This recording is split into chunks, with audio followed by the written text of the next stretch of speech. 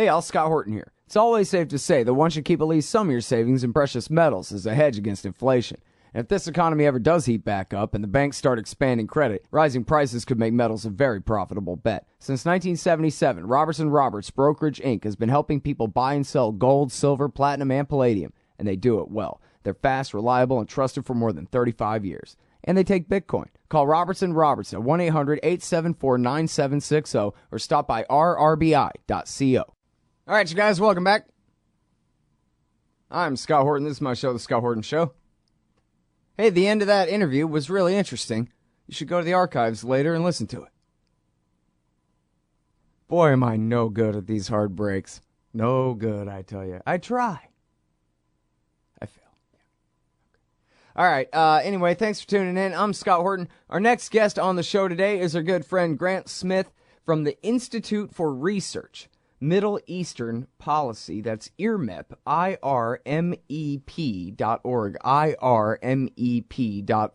And he's got a whole mess of books about the Israel lobby and their crimes in America. The latest is Divert, NUMEC, Zalman Shapiro, and the diversion of U.S. weapons-grade uranium into the Israeli nuclear weapons program. He is director of IRMEP. I already said that, sorry. Hey, welcome back to the show. Thanks for having me back. In stereo, no less. Oh, yeah, very good. Hey, very happy to have you here. Great to be here, Scott. We're going to have to work out this sound. Give me some sound check here. Say check 1, 2 or something. Check 1, 2, 3. All right. Yeah, that's a little better there. I'm turning it up. Okay. All right. Yeah, it's Grant Smith. He's got a new piece right now at antiwar.com. DOJ demands immunity for anti-Iran group United Against Nuclear Iran. Hey, Grant, what's United Against Nuclear Iran? It's a good question, Scott. It appears to be something more than just a run-of-the-mill 501c3 nonprofit corporation, a charity, if you will, given tax exemption by the IRS, formed in 2007, I believe. It's a small organization with a very big board of advisors and directors, including Dennis Ross, the Uber lobbyist for all things Middle East, Gary Seymour, former White House coordinator for arms control, Mark Wallace, financial guy, and of course, former director of the Mossad, the Israeli Mossad, Meir Dagan, and Joseph Lieberman, former senator. So it's a small organization with a very high-profile board of former government officials, all of whom, and this is relevant, would have in their former and perhaps even current capacities security clearances and access to intelligence flows. Mm-hmm. Well, and let's get to that in a second, but right now we're still between the interim deal, the now extended interim deal, and the final negotiations on a final status for the position of Iran's nuclear program, compared to the UN Security Council and America's position. They're working it out, and the Israel lobby has been trying to undo that. How powerful is this group? How much effect do they have, relatively speaking, in Washington, D.C., and trying to undermine the nuclear deal, get new sanctions passed, that kind of thing? Oh, a great deal. This group is a very specialized group in that it, rather than do what AIPAC and some of the other nodes of the Israel lobby do, which is propose legislation that would have the effect of, putting in sanctions, whereas the government's trying to use the idea of lifting sanctions as a carrot. This organization, through an uncanny ability to obtain secret corporate documents and an uncanny ability to point commercial satellites, has a constant campaign of incitement against companies and individuals it says are undermining the global boycott against Iran. and possibly aiding its nuclear program, which they insist is, of course, a weaponization program going against everything most people who follow this closely actually know. So they're an important specialty organization. I think the fact that they're so young and have managed to get themselves in so much trouble in such a short period of time speaks to what it actually is. And I would say that the evidence points to it being yet another front for, in this case, laundering intelligence into public relations. Yeah, well, they sound like a bunch of McCarthyites, basically, just going around accusing everybody and then no accountability. So why not? Well, that's exactly right. I mean, they've been sued by a Greek shipping magnate by the name of Victor Restis, who they claim, on the evidence of a couple of documents they mysteriously obtained and refused to release, they claim that he had been involved or considering involvement in some projects with the Iranians. He denies it, and they've gone to quite a bit of lengths to put out a lot of publicity that the government wouldn't really be in a position to do. I mean, of course, there's the U.S. Treasury Department's list of people not to do business with.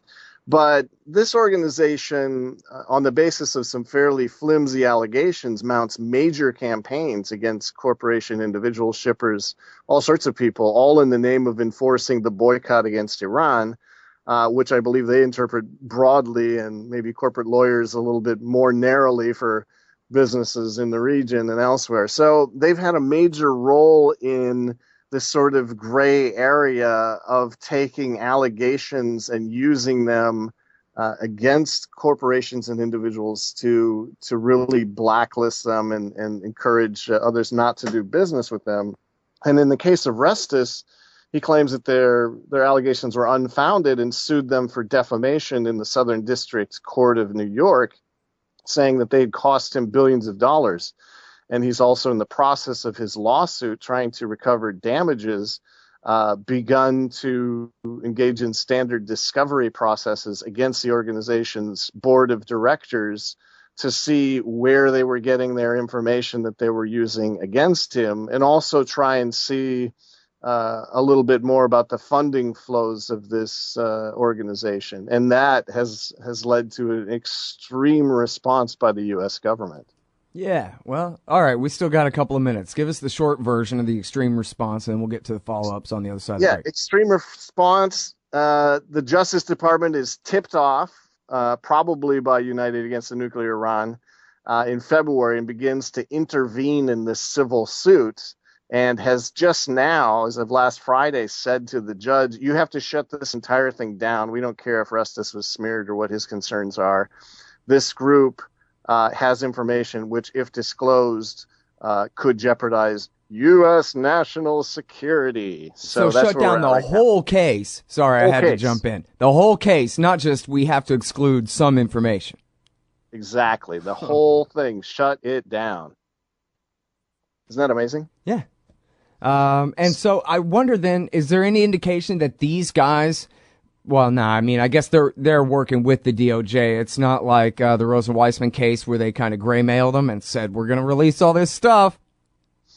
No, this appears they're acting more like any U.S. government agency would. Mm-hmm. Like if the CIA is being sued or if the Treasury Department's being sued, what they quickly do is they go to the Justice Department and cry wolf and try and get the best legal representation they can to get the thing thrown out of court. These guys are acting more like a branch of the federal government than a nonprofit corporation. Yeah. Wow, so that's really something else. I believe it's only an invention of the Bush era that they get whole cases thrown out on state secrets privilege. Right. Rather than just specific documents or something. Because after all federal judges don't they all have security clearance for this kind of stuff to look at themselves back in their own office? If not, in open court? They can do what's called, an in-camera review. So they have that right. Man, this is really something else. All right, hold it right there, y'all. We'll be right back with Grant F. Smith. We're talking about his newest piece at antiwar.com. DOJ demands immunity for anti-Iran group because they've been giving them classified information in order to destroy people with, sometimes on false accusations, apparently. We'll be right back. Hey, y'all, Scott here. Ever wanted to help support the show and own silver at the same time? Well, a friend of mine, libertarian activist Arlo Pignatti, has invented the alternative currency with the most promise of them all. QR Silver Commodity Discs. The first ever QR code 1-ounce silver pieces. Just scan the back of one with your phone and get the instant spot price. They're perfect for saving or spending at the market. And anyone who donates $100 or more to the Scott Horton Show at scotthorton.org/donate gets one.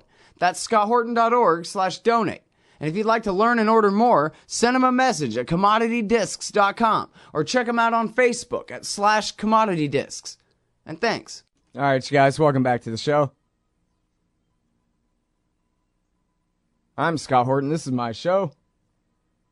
I'm talking with Grant F. Smith from the Institute for Research, Middle East Policy, IRMEP.org, IRMEP.org. His latest book is Divert, about the Israelis stealing weapons-grade uranium from a plant in Pennsylvania. I'm going to ask you a little bit more about that in a few minutes. But right now, we're talking about his piece that's running right now at antiwar.com.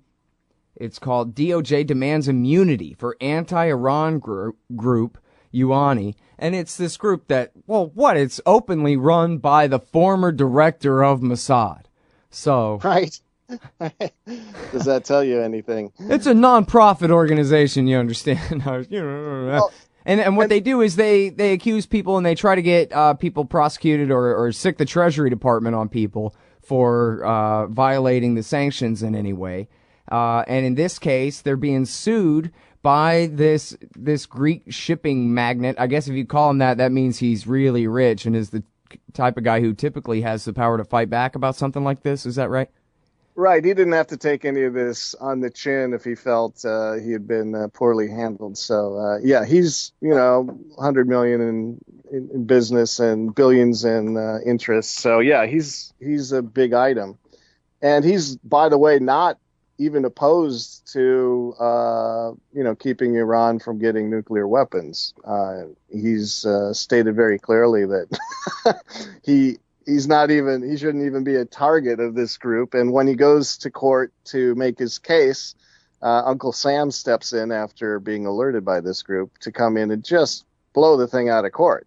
Mm-hmm. So it's a rather drastic escalation. But, as the article states, this isn't the first sort of front organization that has either been moving intelligence or weapons or classified information on behalf of Israel, which clearly no, of course not. You've got Martech, you've got the Sonnenborn Foundation, you've got, as Juan Cole has probably accurately characterized it, the Middle East the Middle East Research Institute that puts out as much hyperbolic press from the Arab-speaking world and recycles it into the U.S. He has said, if it's run by Israeli former intelligence agent, and it doesn't have the monetary might to actually do all of this primary sourcing, it's probably just recycling intercepts from Israel, which seems plausible to me. And in the article, of course, we mentioned the fact that an Israeli agent, Dan Halpern, a government official, passed classified information to AIPAC when it was trying to pass a trade agreement. We've gone over that quite a few times. Mm-hmm. So none of this is new if you know the history, if you kind of look at this as yet another part of the Israel lobbying, network in this country, and compare it to past activities. It's actually not that new. The only thing that's new here and somewhat outrageous is that a lot of these organizations in the Israel lobby have former government officials and former Israeli officials. And if now the standard is that if they get into trouble, they can simply claim that one or more of these officials has classified information, what does that do for accountability? Will this set a precedent, basically, of immunity for a lot of organizations that have been engaged in mostly unpunished activity that appears to violate the law, or at least any sort of sense of due process in this country? It's a case that a lot of people put last Friday on their calendars to see what the government would ask, thinking that maybe there'd be some way to segregate whatever classified information issue there is. And the fact that the government said, no, there isn't any way to proceed with this case without jeopardizing classified information strongly points to this organization either recycling things from the Treasury Department, the NSA, or Israeli intelligence, or recycling intelligence that was provided by the NSA to the Israelis and then back into the U.S. We don't know, and the government says we don't have a right to know. So it's a crazy situation that a lot of just purely sort of judicial watch type organizations have been just flabbergasted by. Yeah. I see what you mean about how that could create an incredible precedent, but maybe in a good way. Can any of us from now on, whenever we're ordered in discovery to turn over anything, say, oh, no, I have some classified stuff that I know a guy who knows a guy who gave it to me, and so... Of course not. Of course not. Of course not. Oh, I'd have to be an agent of a foreign power for the U.S. government to protect me in that way? Is that right? If you weren't lobbying for this prime directive that I mentioned in the article that came from...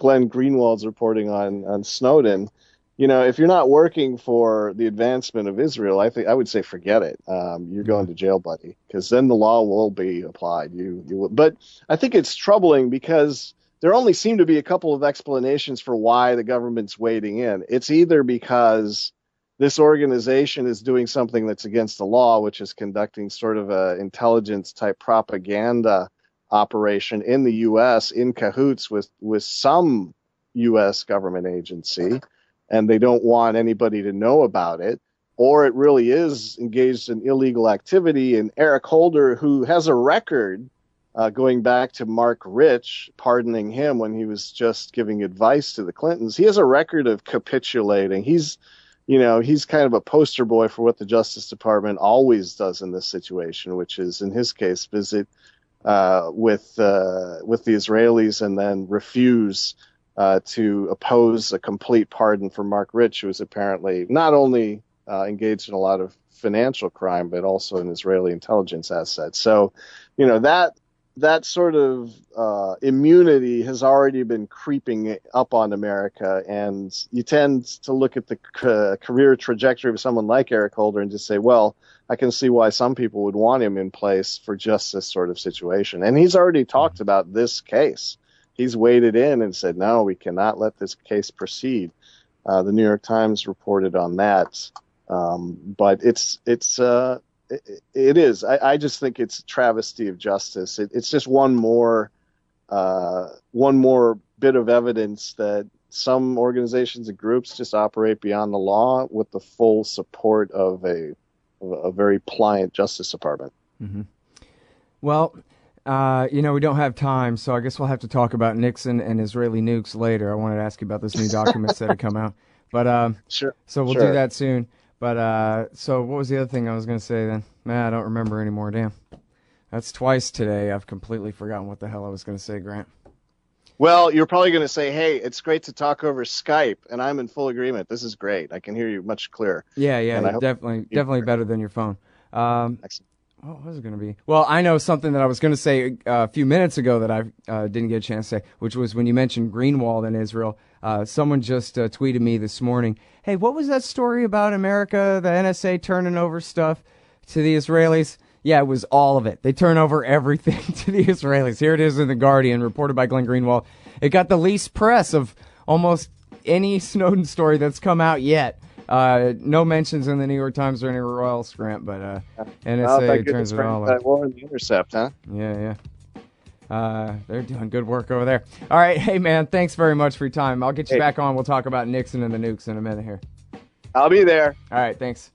We'll be right back, y'all. That's Grant Smith, IRMEP.org. Hey, y'all, Scott Horton here. I want to tell you about this great new book, Livin' La Vida Barocca, American Culture in an Age of Imperial Orthodoxies by Thomas Harrington. While he comes from the left, Harrington has little time for much of what is passed off under that label today. Like us libertarians, he puts peace and freedom first. The book's got great essays on American fascism, empire, the Israeli occupation, the left and Obama, liberalism in the state, and some interesting lessons from the history of Imperial Spain. Livin' La Vida Barocca by Thomas Harrington. Check it out at scotthorton.org/books or scotthorton.org/Amazon. Hey, y'all, Scott Horton here for WallStreetWindow.com. Mike Swanson knows his stuff. He made a killing running his own hedge fund and always gets out of the stock market before the government-generated bubbles pop, which is, by the way, what he's doing right now, selling all his stocks and betting on gold and commodities. Sign up at wallstreetwindow.com and get real-time updates from Mike on all his market moves. It's hard to know how to protect your savings and earn a good return in an economy like this. Mike Swanson can help. Follow along on paper and see for yourself. wallstreetwindow.com. Oh, John Kerry's Mideast peace talks have gone nowhere. Hey, all, Scott Horton here for the Council for the National Interest at councilforthenationalinterest.org.